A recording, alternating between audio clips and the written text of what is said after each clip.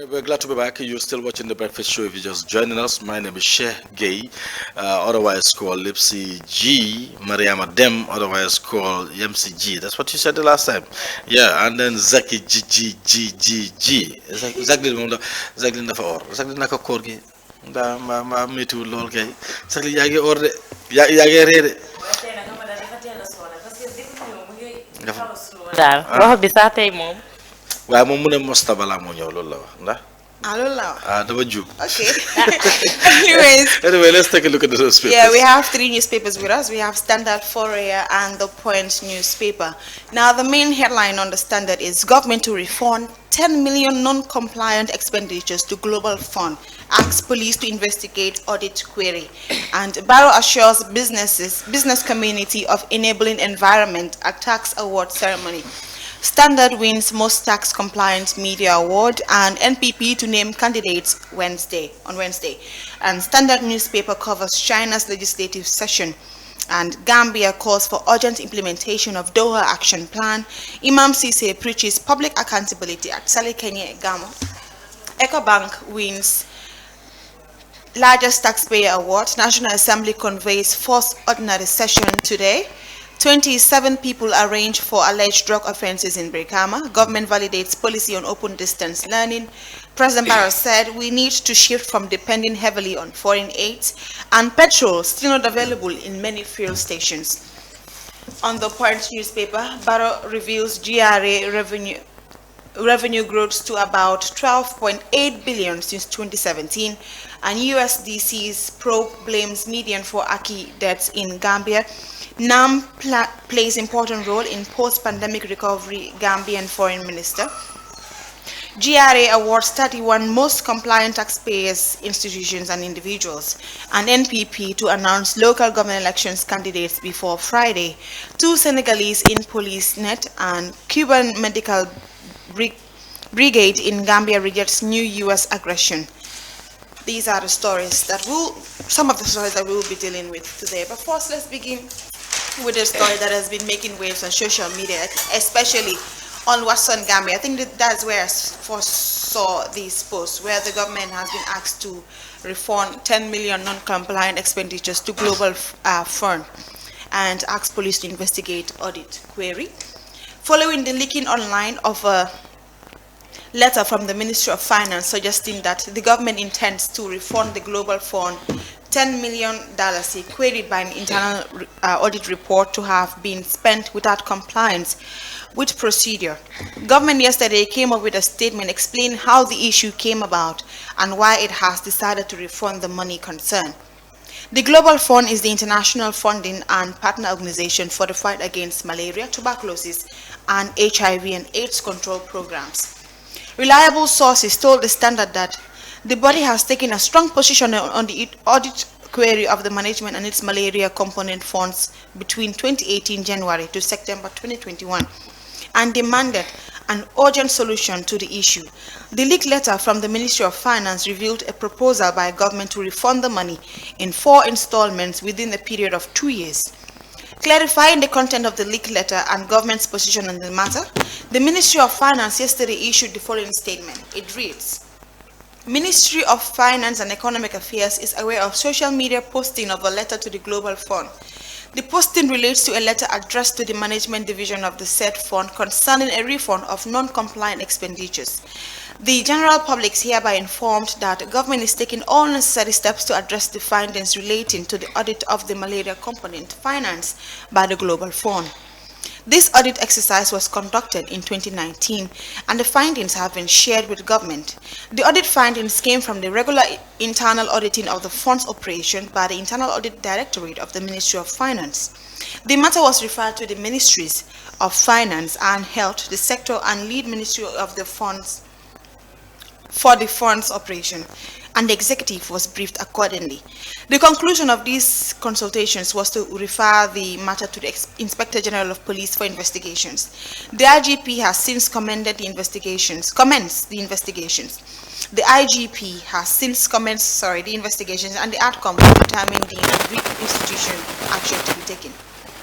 We have been advised that the investigations are at an advanced stage for completion and the public will be duly informed, this statement reads. Notwithstanding the investigations, the government of the Gambia required under the terms of financing agreement to settle the ineligible expenditure. Otherwise, the Global Fund will recover twice the amount of the ineligible expenditure, that is twice the amount alleged, $20 million. This will adversely affect the fund's operations in the country. It is within this context that the Ministry of Finance and Economic Affairs reached an agreement with the Global Fund to settle the ineligible expenditures with a payment plan of 4 installments over a period of 2 years beginning 15 March 2023. This course of action is saving $10 million and was mutually agreed with the fund, whilst every effort is being exerted to recover the funds. The Ministry of Finance, in collaboration with the Ministry of Health, the release added, will ensure that all appropriate and necessary actions are taken to address the matter. We urge the general public to be patient and pending the finalization of the investigations by the police. The next course of action to be taken by government, the government, His Excellency Barrow, will deploy all means to fight corruption, it added. I mean, this press release to me, Exactly. the money, the $10 million that we are talking about, that they have to refund. What is it about? Exactly. Why is it going to be refunded? Refunded, Didn't they the use the first money as it was expected to Yep. be used? No. Or what really happened to the money? It was not captured. Yes, it was not Exactly. captured. Yeah, man sa suma problem mooy man bi ma gisee the letter online. What I said to myself was like, xam nga fekk dégguma benn reaction from the people, but I knowing fully well that people xam nga would be very mad about this thing. Xam nga situations of this nature su dara liggéey rek mu génn dafa mel ni dafa am luñ doon nëbba.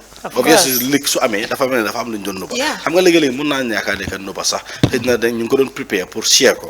But mu far lig but hell yi duñ dem foofu dañoo ne naw dafa am luñ ko doon nëbba. So there was a foul play somewhere. So fekkee ne dem nañ way refund 10 million comme lu Jacqueline wax xam nga it was not captured ne soo gisee ñu koo delloo intention bi lii la waaye in fact fii la dem fële la dem so loolu it was not captured. So ana xaalis boobu lan moo tax ñu ko refund xanaa ko liñ ñu ko joxe woon taxu dugaluñ ko foofu and then soo seetee Global Fund, you see, liñ nekk di xaalis bi fi mu war a dem. These are three important things. yoo xam ne ñun mënuñ ta lose those funds.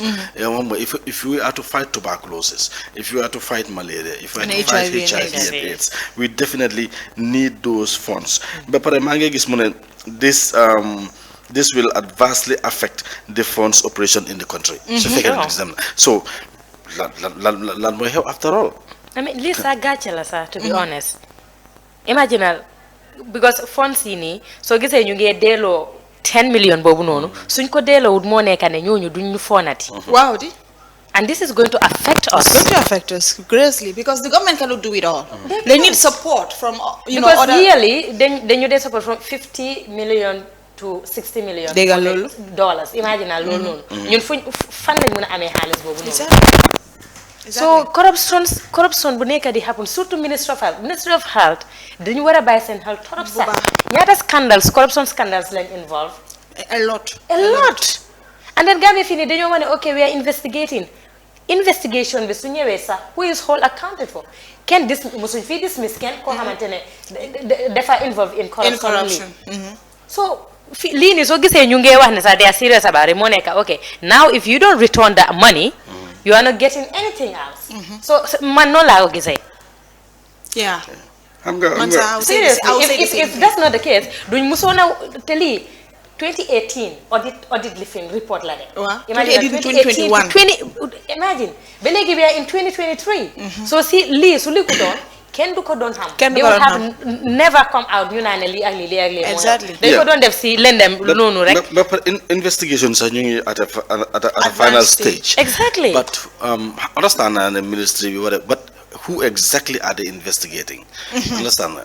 I'm going to come I don't know but who are they investigating? What are they investigating?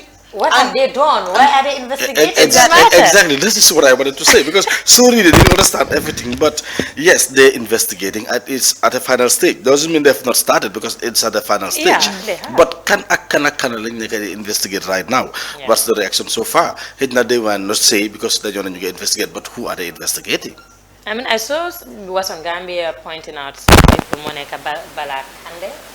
Yeah, I've seen Balakande of malaria exactly. control. And then come program, you this story. It's even kind of funny. Come like, okay, ni can li confuse law or something because you cannot ngana research. Then don't research. Fofu no halis be fofu la duga. Yefi mosquitoes and all that. Yange wane I TV could scan TV scanners.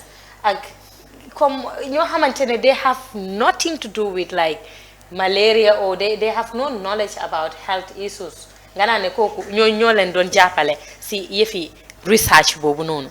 So dañ fay ñooñu ndax ay technicians ak keneen ki ñettel bi koku nonu ñu ne koku nonu dañ create turam bi rek so it's kind of like Gambia what is happening to lo mean dañ create turam bi rek dañ create turam bi why koku exist ghost name koku exist koku ghost la I don't want to understand that seriously because you say exactly what you have full details about everything. Exactly. Not that you okay lila but anyway. They even mentioned they wanted to bribe like the team leader of the auditors, their team leader, with money and car and a plot of land. But yeah, I saw that, but the guy refused. Wow. You know. Yeah. Just because of that. I mean, it's crazy. Gambian be corruption. It's the order of the day. It is we really have to do something about our ways and how we are involved in corruption. We will never excel. Yeah. Yeah. To be honest. That's money that fund that was meant for malaria. So exactly. Because malaria is a deadly disease. Of course. Tuberculosis and HIV and AIDS. How many people are walking around the streets having HIV and AIDS? Most of them don't even know they are with the disease. Exactly. I mean, these funds were created and generated for that particular issue to sensitize and help people that are, living with this disease, and then you decided to squander the money. Who knows what they have done with the bribery that you are talking about is what they mentioned Omar Sise because Omar Sise is the Director General of the Health Promotion and Development Organization. Yeah. So and Balakande, who is the control program officer. Malaria control program. So Nila guy they don't try to bribe auditors. So why? Well, until then, but some of these things the public will lose trust. Even the public have already lost trust in this government seriously because scandals didn't overlap. If in 2017 the lady every single day they got a new scandal, corruption scandal, and nothing is coming out of it. Then you wonder we have launched an investigation or investigating. At the end of the day, no regular more Yeah. Investigation. You investigate. Even that of GP, Gambia Ports Authority. Exactly. Are they through with that investigation? I have not seen anything. I have not seen any report or heard about any report. All right, let's take a look at another story. Yes, the NPP are set to name their candidates on Wednesday. These candidates will be contesting for the Brikama Area Council, the KMC, Basse, and I think Janjambure or something like that. Yeah, and there's so many people that have, dozens of NPP members have applied for the party tickets for mayoral and chairmanship elections across the country, with Basse and Brikama likely to have the biggest contest, with a hugely divided opinion among selectors about several top contenders. But let me ask you, what names are you expecting to see on this list concerning the Brikama Area Council and KMC? Yankuba Dabo. Sorry, NPP. This is NPP. Yeah. NPP because I expect the likes of Ahmed Jite. Yeah. Yeah. Who else? For the moment, I'm not by held. Yeah. But from now, I'm not by held Birkama. So my father would there though. Yeah, Ahmed Jite and Sirifo Sonko. As far as Sirifo Sonko. No, Sirifo Sonko. Father, you are right. Sirifo Sonko. And Ahmed Jite. How many? A lot of them. Okay. A lot of them. But the ones that are famous as of now, the ones that are the limelights, it's Sirifo Sonko and Ahmed Jite. And Ahmed Jite is very, very serious about this, even though the NPP has not released, those that they want to represent them. Yeah, parce que moom lañ dégg na dégg sax de. Exactly. Man, I haven't heard Sirifo Sonko saying anything. Dégg xam naa ne understand pare naa taxawaat or whatever, but ne mu ngi génn di wax like being vocal like Ahmed Jite, because gisuma kenn kuy def loolu noonu. So Ahmed Jite, and I am telling you that even if he's not selected, dafa dem taxaw independent. Yeah, but I mean, MPP should at least give him the chance. Why? I mean, for me, I think he will deliver when given the opportunity. For me, I rather choose Ahmed Jite than Sirifo Sonko. Wow. You the native of Birkama. Yeah, I mean, Most definitely. Same here too. ñu fa dëkk ñun gis nañ moo tax ma ne you the native of Birkama. yaa ci mën a wax dara man su ma ci waxee dara dañoo lépp si dafa waale dëkkut Birkama. Why would he say no soo nekkul loolu soo waxee sax because yow tamit at least yaa ngi dégg yaa ngi gis maybe yaa ngi dem Birkama maa ngi dem Birkama and then you have been hearing a lot of things, you definitely know? Even Exactly. on the newspapers si léegi-léegi nga gis yenn yoo xamante ne sax dafa garaaw trop. Yeah. Okay, let's see. How about KMC? KMC, I know this guy Toure, something Toure. Is it Toure? I'm not sure. Something Toure, NPP. Tam xam nga mu ngi bëgg a taxaw under the ticket of NPP, and then am nañ Bakary waaye Badji. ak kii nii am na koo xam ne dafa Jeng foog naa waxoon na but ne dafa he's busy right now. Foog naa today this morning gis naa ko bi maa ñëw. Yeah, I saw him this morning. Like he said, he's gonna submit his application for the protest he's about to organize if Talib didn't resign, because according to what he said, Taylor ko def, and then according to him as well, Talib xam na bu baax li moo wax. Wow. Yeah, Talib xam na bu baax, Talib knows him, nga xamante nañ nangam. And then dafa binda to the IGP pour mu am permit to protest. Ne Talib dafa war a step down. If Talib failed to do that, then dañoo génne to the streets, which I think, which I know very well, that Talib would not do, because Talib is not going to step down. I know very well, Talib is not going to step down. So it's like we're going to see the protest, because I'm not an IGP that maybe they, I'm 90% sure that they so applied and they permit. Yeah. Yeah. So meaning, hopefully we will see that protest. But not to see Talib stepping down. Yeah. Right now, our political atmosphere is funny, but very, very dangerous, I might put. And interesting as well.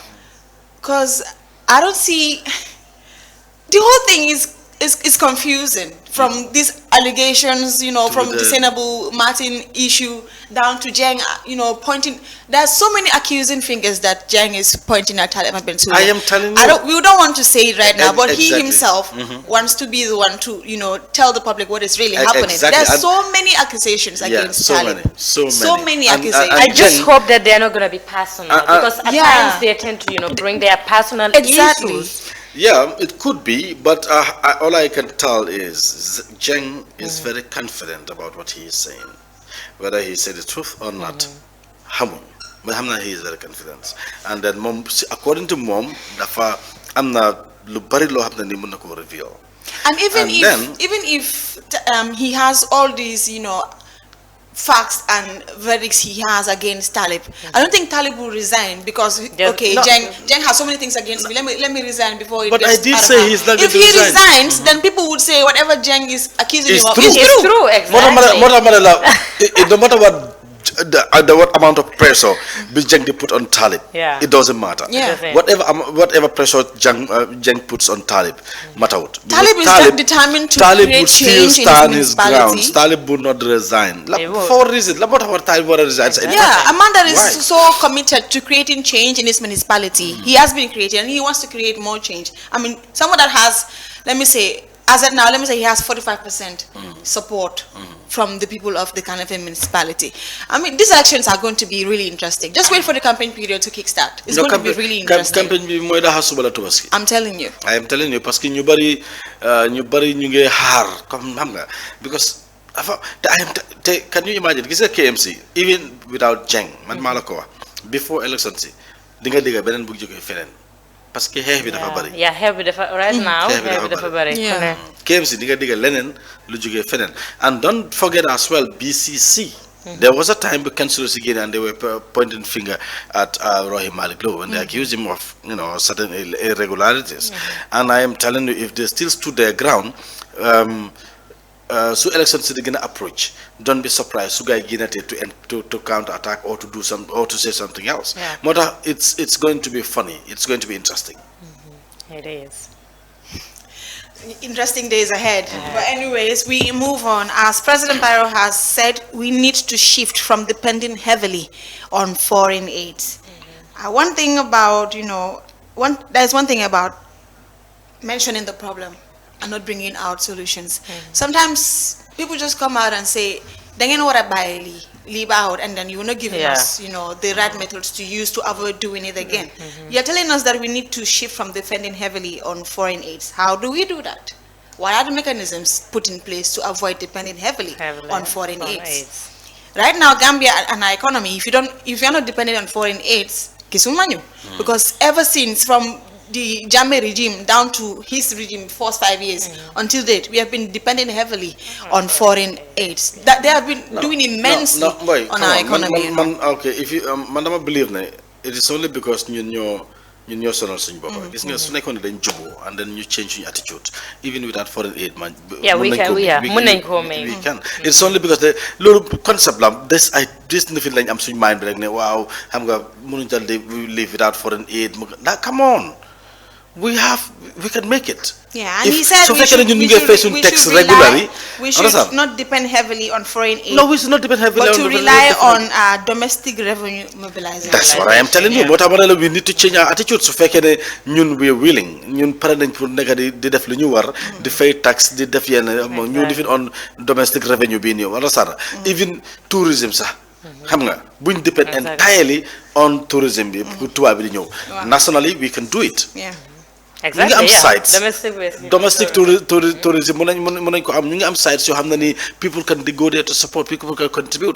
It's attitudinal change like need. Right? We need to change the way we approach things. We need to change the way the concept we have towards one another. So definitely, we achieve a lot. The likes of Rwanda, they could example or whatsoever. Discipline. Those people are very disciplined because when government says something, you guess that it's for the betterment of this country. They all follow. Yeah. But next problem bobu non lañ am so motax mënulo defar dara do def dara amna lo xamna ni mënulo ko def so invest heavily you invest more on agriculture if invest lu bari ci suñ geej bi understand we can do a lot without foreign aid but without that then obviously they depend heavily on foreign aid so he is saying ne mën nañu ñaka depend on foreign aid then ñu mëna def comme li ñu wax ni but are we ready to do that are we ready to take up that responsibility to be responsible enough anga fi fu nekk ni every individual it's responsibility of your behavior. You should be responsible of our behaviors. Understand? You behave like mature people. You behave like people who wanted to sacrifice for their country. There is this saying. They could have matoga bena kilifa. Look at it. Ask not what your country can do for you, but what you can do for your country. Matoga bena kilifa. Yeah, digala. Why not? Waaye nag nit ñi dañ day wax loolu rek ñu am lu ñu faate réew mooy njëkk a defal doomam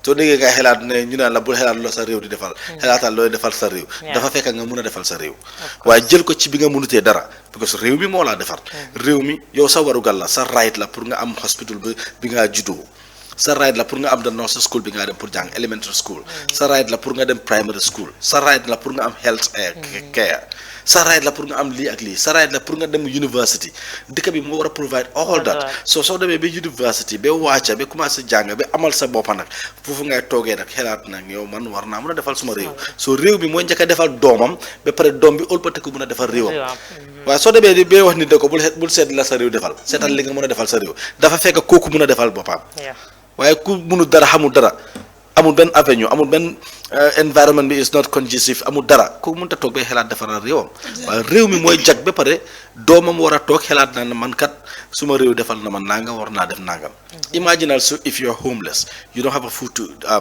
eat you don't have nothing to drink no clothing amuloo shelter amuloo dara nga tëdd si street bi nit ñëw mu fekk la foofu noonu mu ñëw mu gis la naka am nii after mu jël la from the street dugal la kiram mu jox la nga sangu ba set jox la yére nga sol mu jox la nga lekk ba pare ngeen toog waxtaan nga laaj ko sa problème mu wax la mu ne la baax na dinaa la dimbale mu dugal la liggéey utal la liggéey ba nga commencé am liggéey ba nga taxaw su boobaa nag yow foofu nga dee nekkee góor taxaw ne man kii war naa koo delloo njukkal réew tam noonu la mel a doomam den su boobaa nag nga xam ne kii moo ma jëlee from nowhere ngay gis ma ñëw di la defal jënal la moto as present jënal tabaxal la kër ne kii moo ma def lu ma nekk tey so réew tam ak doomam noonu la mel so we need to be responsible enough am I yeah, you're making sense. I mean, do I have to adjust my volume? Yeah, you have to.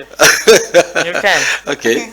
Yes, we talked about petrol not being available in many fuel stations yesterday. And the foreign has reported that still now there are some petrol stations in the country that do not have a fuel.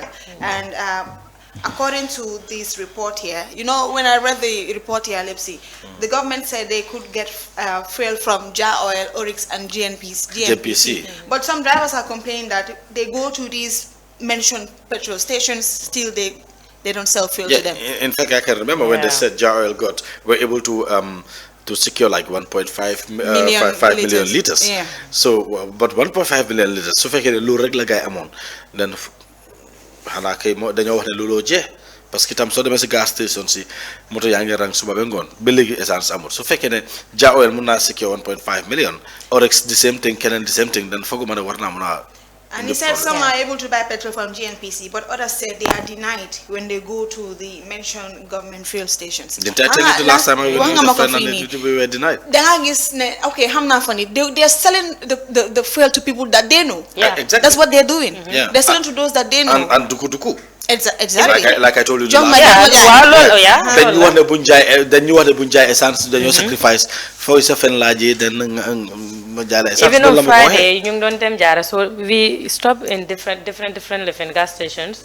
Why? Then la one come $1,000 rek line la muna jai. Yeah, lo rek line la muna jai. Why come so me? Yeah, munga konda. Why so me nga negotiate?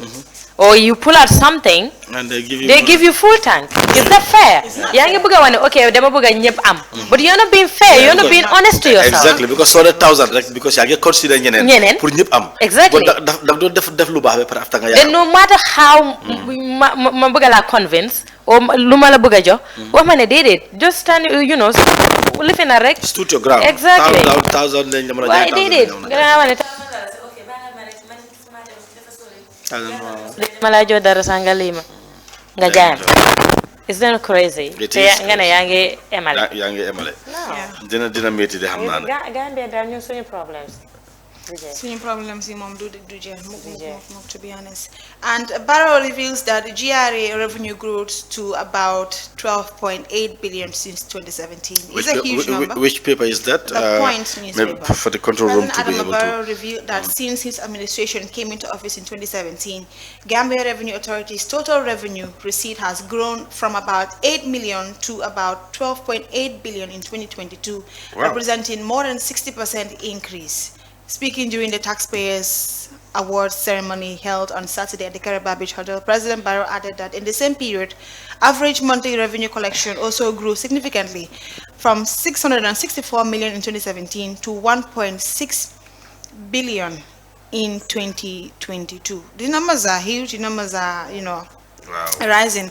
And many would say during Jammeh's regime, everything was going straight to him instead of the country's economy. But we've seen a swift change on that. Many, increment. They have been doing tremendously well, to be honest. And the awards night was held, I think it was on Saturday, where they awarded about 60 of the most loyal taxpayers.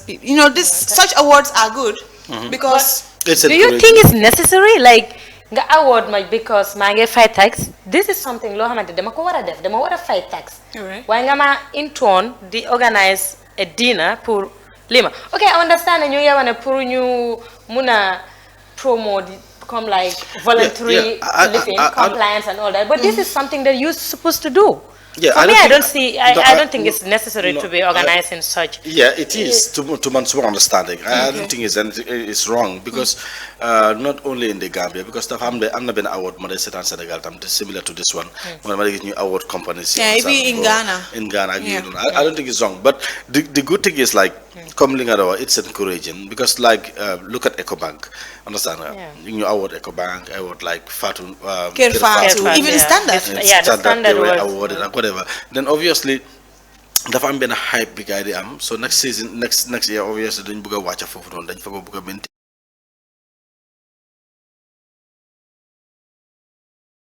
Yeah, but just because other countries are doing it doesn't mean No, I'm not. Because also we spend for and all that. I mean, this is something you're supposed to do. Come just like what is come tax me. Tax them go what I No, you have to pay tax. You have to. Yeah. And then you have to follow all the rules and regulations. Yes. Why okay, legi man get fight tax because okay, you get award. I mean. Okay, let's take it this way. For example, in America, example. Ngam tax return, what they call tax return. And then they pay tax at the end of the day, tax return. Is that not encouraging? It's encouraging. It is encouraging. Is it not the Damawara fair tax? I should pay. Why are they giving me money back? So because I'm not if the economy is growing, it is because you are the one contributing to that growth. So New York back it's okay. You take a look at I'm not harab mo sen tour because advertisement la mo nek of guy but so jere yena for example nga said Islamic insurance for example or Islamic something maybe am nga profit naka liko dewe senior profit sharing or whatever also because Lord dafa encourage the customer himself because so at the end of the day then gis na dem nañ am nañ 5 million for example 5 billion bo ñu set xam nga bring in the send guy you said whether everything was compliant nangam gene ci asaka def nangam after the li ci def ñu jël ko ñu share ko within among sen ñu doon fay tax or ñu doon fay insurance or whatsoever xam nga comme façon yoy nonu xam nga tay su fekkee ne man maa ngi daan fay $1,000 and then profit boobu ñëw na ci man let's say 1,300 dama daan fay 1,500 am na profit of 1,000 jox nañ ma ko 500 laa faa toog rek ma fayat so daf ma encourage because I will not shift and go to any other insurance company or any other conventional company pour def yooyu noonu so façon yi la rek understand it's encouraging ak yooyu noonu but the thing is like nañ góorgóorlu rek. I think more than the fair tax. Yeah, I think Madam has a point. Why award me for something that I'm meant to be doing? But it's also good in a sense that you are going to be encouraging them to be doing it, to get award and recognized each and every time. Yeah. Exactly. So I think that will be all for the newspaper review. Yeah, quite similar stories. The most important ones, I think we have dilated on them. I think that will be all. Yeah. Still to come, it's what's trending, but and then dog father as well. We're expecting to have dog father. Oh really? Yeah. Dog father. I'm excited. I just hope you're not back in the studio. Who? He's not back in the studio. Definitely not. So you're willing to wake him up, guy. If he is sleeping, I mean, because guy, he who wakes the sleeping dog must be ready for the backing of the dog. Of course. So are you ready? Of course I am. It's gonna be interesting. Okay. And last week I said something that we were gonna have something. We're gonna talk about something special. Tay do them. Tay go what are they? We have Dog Father. We're gonna take a look at stories on social media and probably international as well. But this topic I want to talk about, and then she was trending me, and it's going to be the first to talk about. We'll talk about, but I just take some stories, and we're going to do that right after the break. We're coming back shortly.